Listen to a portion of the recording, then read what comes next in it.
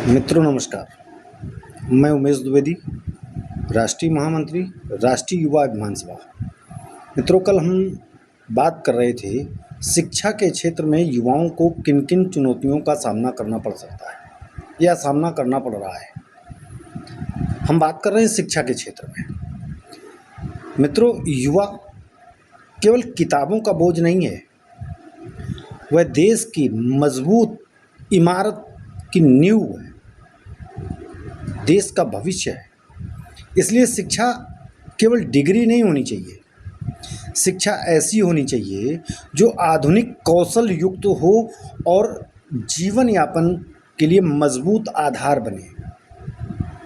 जीवन में अवसर प्रदान करने वाली शिक्षा होनी चाहिए। लेकिन शिक्षा ऐसी हो क्यों नहीं पा रही है? उनमें कुछ प्रमुख हैं जिनमें कल हमने चर्चा की थी कि रोजगार वाली शिक्षा का अभाव है हमारे यहाँ, महंगी शिक्षा है और ग्रामीण एवं शहरी क्षेत्रों में जो शिक्षा के संसाधनों का अभाव है या असमानता है, उसके कारण भी युवाओं को चुनौतियों का सामना करना पड़ता है।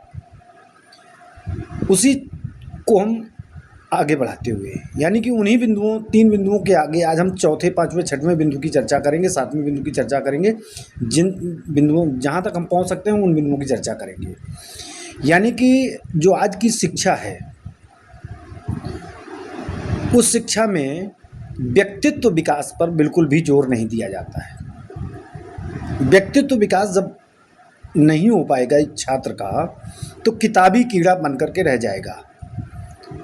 यहाँ पर व्यक्तित्व विकास के लिए कोई भी एक्टिविटी नहीं है। हम किसी भी सरकारी स्कूल में चले जाएं, छोटे प्राइमरी स्कूलों में चले जाएं, वहाँ पर व्यक्तित्व विकास नहीं है, क्योंकि छोटे छोटे कमरों में स्कूल चल रहे हैं। उन्हें ना खेलने का मैदान मिला हुआ है, ना कहीं कोई ऐसी व्यवस्था है। केवल और केवल बैग लेकर के बच्चा जाता है और अपना बैग लाद करके वापस चला रहा है, यानी कि किताब के पन्ने तो पलटता है। सामाजिक जीवन या शरीर विकास के लिए, बौद्धिक विकास के लिए जो एक्टिविटी होनी चाहिए वो छात्र को नहीं मिल पाती है। यानी कि आगे चल करके इन्हीं विषयों को लेकर के जो व्यक्तित्व विकास नहीं हो पाता है, तो जब युवा बन करके बच्चा बड़ा समाज में बैठता है तो अपने आप में हीन भावना प्रदर्शित करता है, महसूस करता है। इसलिए ये बिंदु भी, व्यक्तित्व विकास का ना होना भी युवाओं के लिए एक चुनौती है। अगली व्यवस्था हमारी है कि शिक्षा के क्षेत्र में अपने यहाँ भारत में, या हम बात कर रहे हैं उत्तर प्रदेश की, हमने देखा है कि शिक्षा के क्षेत्र में राजनीतिक हस्तक्षेप और प्रशासनिक हस्तक्षेप भी बहुत ज़्यादा है। प्रशासनिक हस्तक्षेप होना चाहिए, वो इसलिए एक हद तक होना चाहिए, वो इसलिए होना चाहिए कि चूँकि अध्यापक भी वहाँ पर निरंकुश ना रह पाए। लेकिन राजनीतिक हस्तक्षेप हर स्थिति में बंद हो जाना चाहिए। राजनीतिक हस्तक्षेप से केवल और केवल शिक्षा के क्षेत्र में शिक्षा में कटौती होती है, शिक्षा का विस्तार नहीं होता है, विकास नहीं होता है। आपने देखा होगा कि शिक्षा के क्षेत्र में जो अध्यापक कार्य कर रहे हैं वो रात दिन राजनीति के क्षेत्र में, कोई एमएलसी बनने की तैयारी कर रहा है, कोई विभिन्न प्रकार के संगठनों को चलाने की बात कर रहा है, लेकिन जो मूल रूप से जिस काम के लिए वो पैसा पा रहे हैं, नौकरी कर रहे हैं, वो काम नहीं कर रहे हैं, शिक्षा नहीं दे रहे हैं। छात्रों को पता चला 4-4, 6-6 दिन के लिए वो आंदोलन करने चले गए और मौके पर जो शिक्षार्थी है, जो विद्यार्थी है, वो अकेला बैठा है, बैग लेकर के जाता है, वापस चला आता है। अध्यापक या गुरुजी मिले ही नहीं। गुरुजी कहाँ गए? नेतागिरी कर रहे हैं। यानी कि राजनीतिक हस्तक्षेप या राजनीति से जुड़े हुए लोगों को शिक्षा के क्षेत्र से बिल्कुल अलग कर देना चाहिए, मेरा ऐसा मानना है। शिक्षा के क्षेत्र में राजनीति बिल्कुल भी इंटरफेयर ना करें। ये भी इस बिंदु से भी कहीं ना कहीं युवाओं की शिक्षा प्रभावित होती है और चुनौतियों का सामना करना पड़ता है। एक नई व्यवस्था, क्लास में अध्यापक आते हैं, कोर्स को पूरा नहीं करते हैं और जब परीक्षा का दौर आता है तो कहीं ना कहीं बच्चे के अंदर कमजोरी महसूस होती है। कोर्स समय से पूरा नहीं हो पाता है और बच्चा फेल हो जाता है। लेकिन ये एक डर बन गया है, अध्यापकों ने ये डर बना डाला है। तो उसके लिए क्या है? बोले कोचिंग आइए। यानी कि कोचिंग का बाजार भी इन्हीं विषयों से ज़्यादा गर्म हो रहा है। जो एकेडमिक शिक्षा है, हम बड़े बड़ी कोचिंगों की बात नहीं कर रहे हैं जहाँ पर आईएएस आईपीएस पीसीएस इन सब मतलब जो है सर्विसेज की तैयारी होती है, हम उनकी बात नहीं कर रहे हैं। हम उन विषयों पर बात कर रहे हैं जो एकेडमिक शिक्षा है, जहाँ पर स्कूल जो है मोटी मोटी फीस लेते हैं और अध्यापकों को इसी बात के लिए लगाया जाता है कि आप क्लास में आइए और बच्चों को पढ़ाइए, कोर्स पूरा कराइए, बच्चों को अच्छे से तैयार कराइए।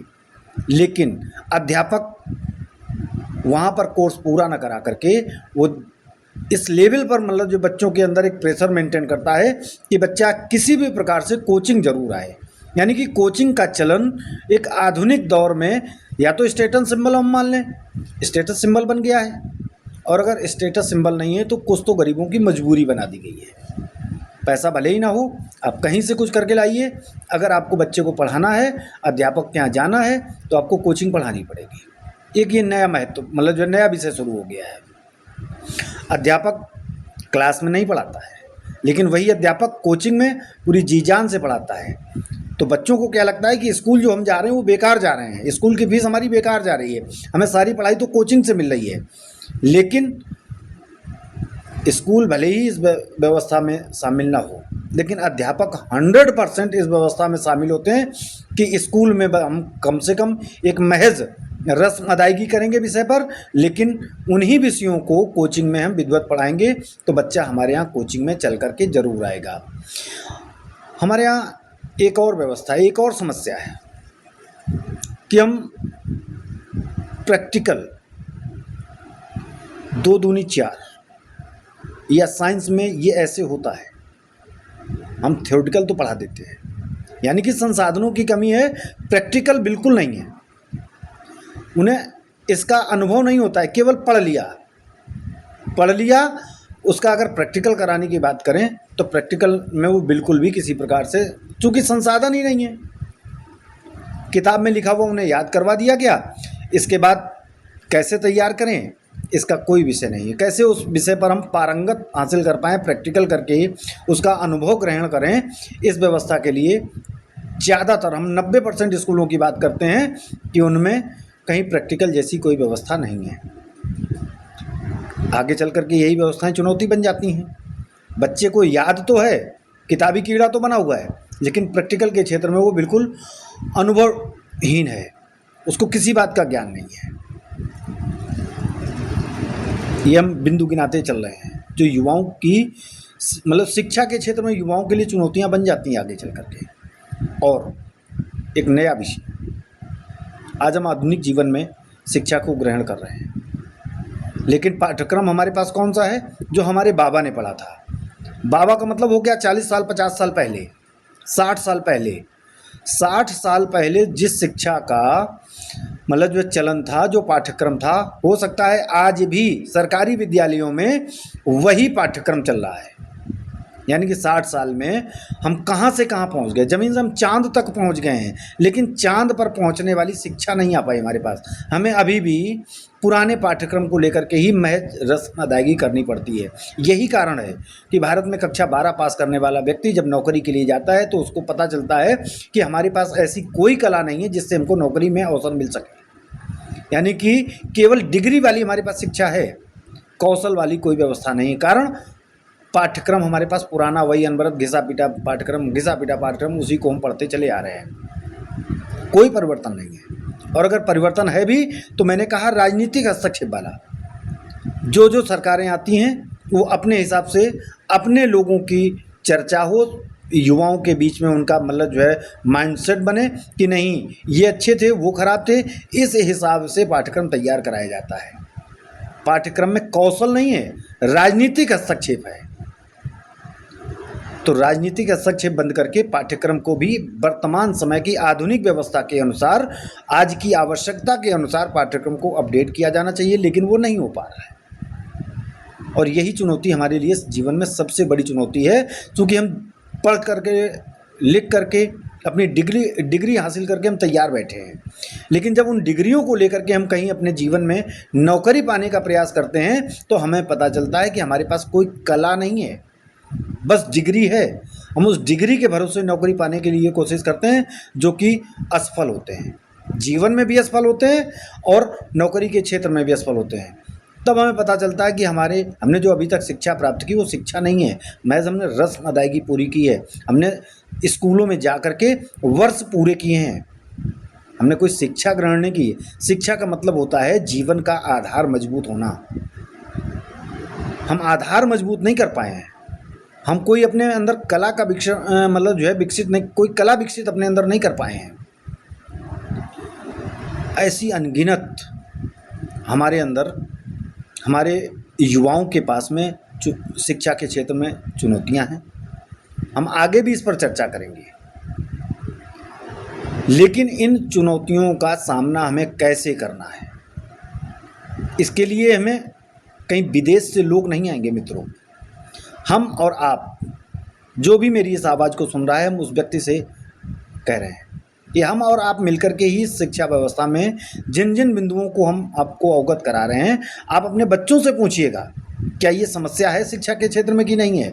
अगर वो हाँ कहे तो आप ये समझिएगा कि अगर आप कुछ इस विषय पर आप कोई आवाज़ नहीं उठा रहे हैं तो आप अपने बच्चे के साथ धोखा कर रहे हैं। और कुछ विषय तो ऐसे हैं, महंगी शिक्षा का मतलब हो गया बच्चे को नहीं महंगी लगती है, वो तो स्कूल जा रहा है, यानी कि उसका सामना तो आप कर रहे हैं। आपकी नौकरी में हो सकता है 10 से 12 हज़ार रुपये आपको मिलते हों, लेकिन महीने का 2,000-3 हज़ार रुपये जब आप शिक्षा के क्षेत्र में एक बच्चे की शिक्षा पर खर्च कर रहे हैं तो आपको जीवन चलाना कितना कठिन महसूस हो रहा होगा, ये हमसे बेहतर या आपसे बेहतर कोई दूसरा नहीं बता सकता है, बच्चा नहीं बता सकता है।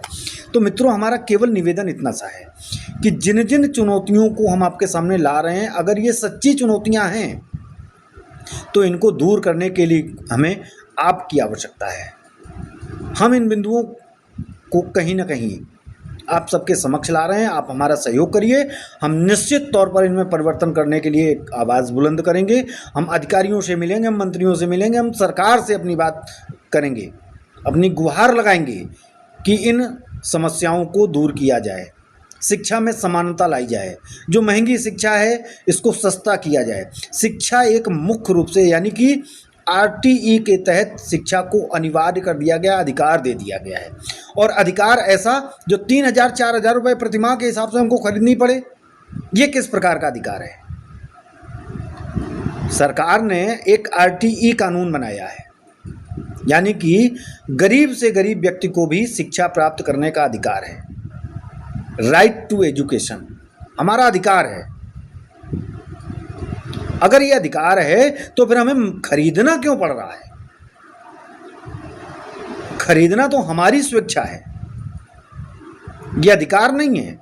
अधिकार का मतलब होता है जो हमें सरकार द्वारा फ्री स्टाइल में हमारे अधिकार के अनुरूप हमको प्रदत्त की जाए, लेकिन ये प्रदत्त नहीं की जा रही है, हम उसको खरीद रहे हैं। ये कैसा आरटीई कानून है? इसके लिए किसी ने कभी कोई आवाज़ नहीं उठाई। मित्रों, इन्हीं सब विषयों को लेकर के हम आपसे अपील करते हैं कि आप हमारे साथ आइए। राष्ट्रीय युवा अभिमान सभा लगातार इन विषयों पर मुहिम चला रहा है और अपनी आवाज़ को आप तक पहुंचा रहा है, सरकार तक पहुंचा रहा है, अधिकारियों तक पहुंचा रहा है, मंत्रियों तक पहुंचा रहा है। इसके लिए अगर हमको संघर्ष करना पड़े सड़क पर, हम उसके लिए भी तैयार हैं, लेकिन अभी हम गुहार लगा रहे हैं। अगर गुहार हमारी नहीं सुनी जाएगी तो निश्चित तौर पर हम सड़क पर संघर्ष करने के लिए तैयार हैं। उसमें हमें आपकी भी आवश्यकता पड़ेगी। तो हम आपसे अपील भी कर रहे हैं, निवेदन भी कर रहे हैं, हाथ जोड़ करके प्रार्थना कर रहे हैं कि मित्रों, मेरे लिए नहीं, आप अपने बच्चों के भविष्य के लिए, जिनके लिए आप दिन रात मेहनत करते हैं, कठोर संघर्ष करते हैं, उनके लिए मेरे साथ आइए। हम निश्चित तौर पर परिवर्तन का वादा करते हैं कि परिवर्तन होगा, निश्चित परिवर्तन होगा। लेकिन कहा जाता है कि जब घर में बच्चा अगर चिल्लाए नहीं, रोए नहीं, तो माँ भी दूध नहीं पिलाती है। जब बच्चा रोता है तो माँ को एहसास होता है कि बच्चा भूखा है। सरकार लगातार कानून बनाती चली जा रही है, माफिया लगातार उस व्यवस्था पर कब्जा करते चले जा रहे हैं, लेकिन क्या हमने और आपने कभी इस विषय पर आवाज़ उठाई? अगर हमने आवाज़ नहीं उठाई तो क्या हम वास्तविकता में ये बात कहने के अधिकारी हैं कि सरकार मेरे साथ अन्याय कर रही है? इसलिए मित्रों, सबसे पहले आप अपनी आवाज़ उठाइए। आवाज़ उठाने के बाद अगर सरकार आपकी बात को नहीं सुन रही है तो हम सड़क पर संघर्ष करेंगे और सरकार को अन्याय करने वाली सरकार बताएंगे। लेकिन अभी तो आप कहीं कह ही नहीं पा रहे हैं। आप विकल्प, सस्ते विकल्प चुनते चले जा रहे हैं। सरकारी स्कूलों में शिक्षा में कमी आई तो आपने प्राइवेट विद्यालय का रास्ता चुन लिया, निजीकरण, यानी कि स्वेच्छा से। अगर आप सक्षम हैं तब तो ठीक है, लेकिन आपकी व्यवस्था को देखते हुए जो अन्य गरीब परिवार के बच्चे हैं वो प्राइमरी विद्यालय में जा रहे हैं, वहाँ शिक्षा नहीं मिल रही है, तो यानी कि निश्चित उनके साथ तो हमने अन्याय करना शुरू कर दिया। इन्हीं सब व्यवस्थाओं की, इन्हीं सब चैलेंज को लेकर के हम आगे बढ़ेंगे और आपसे प्रार्थना करते हैं मित्रों कि आप आइए हमारे साथ, कंधे से कंधा मिला करके आगे बढ़िए। हम निश्चित तौर पर आपको परिवर्तन का वादा करते हैं। नमस्कार।